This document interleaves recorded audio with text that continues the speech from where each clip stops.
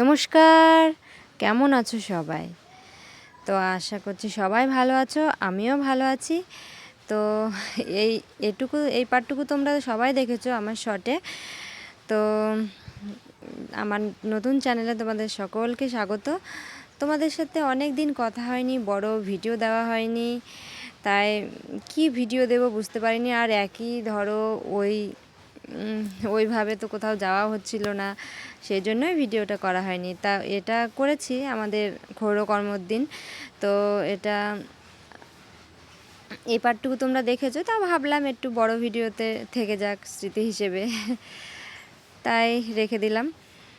তো আমি তো খুব খুশিই ছিলাম, মানে তোমরা দেখে বুঝতেই পারছো।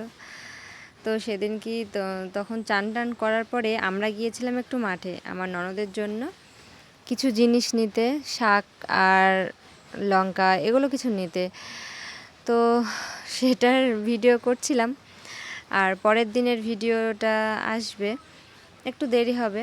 পরের দিন আমরা আস্তে আস্তে আমার জেঠি শাশুড়ির আমার অনেক দূরে বাড়ি, তোমরা সবাই জানো। আমরা এখন এসেছি শান্তিপুর, আর আমাদের বাড়ি করিমপুর, সেটা অনেক দূর। আমরা আস্তে আস্তেই মানে ধরো শ্রাদ্ধটা হয়ে গেছে, এসে জাস্ট শুধু প্রণাম করাটা সবাই বাকি ছিল, সেটাই করলাম। আর তার ভিডিও ধরো আমি তো নতুন, তোমরা সবাই জানো। আর আমি এখন কি ভিডিও করব, তখন সবাই তাকাবে দেখবে, সেজন্য ভিডিওটা করা হয়নি।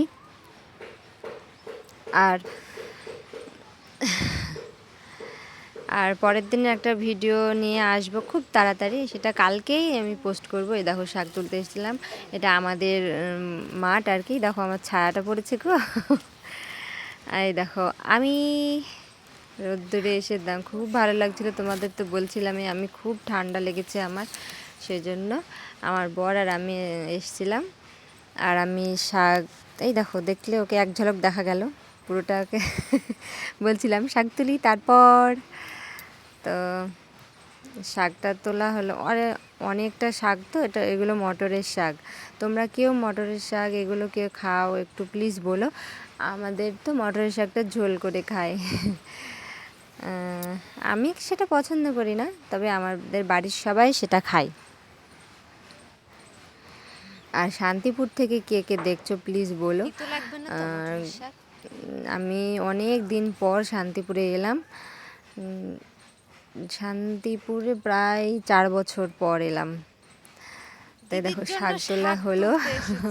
যা কথাবার্তা বলছিলাম সেটা দেওয়া যাবে না, মানে আমি ভিডিও করছি আর ও বলছে, দেখেছো আমার চুলগুলোর কি অবস্থা, মানে এতদিন ধরো শ্যাম্পু করা নাই, সাবান মাখা নাই, তেল মাখা নাই, সিঁদুর পরা নাই।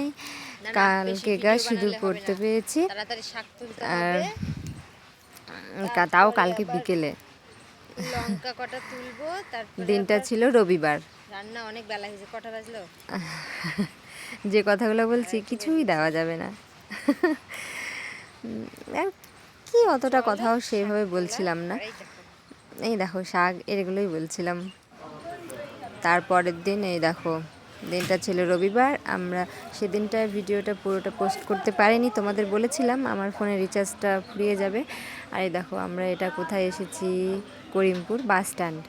দেখছো কোনো বাসই ছিল না, সেই জন্যই আমাদের আসতে এতটা দেরি হয়ে গেছিলো জানো। তাই ভাবলাম কি খাবো, আর আমাদের তো না খেয়ে থাকতে হবে, তাই আমার মা বলেছিল কিছু ফল খেয়ে নিস তাহলেই হবে।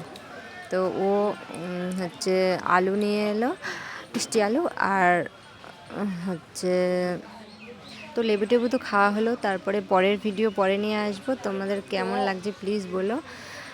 পরের ভিডিও পরের পার্ট।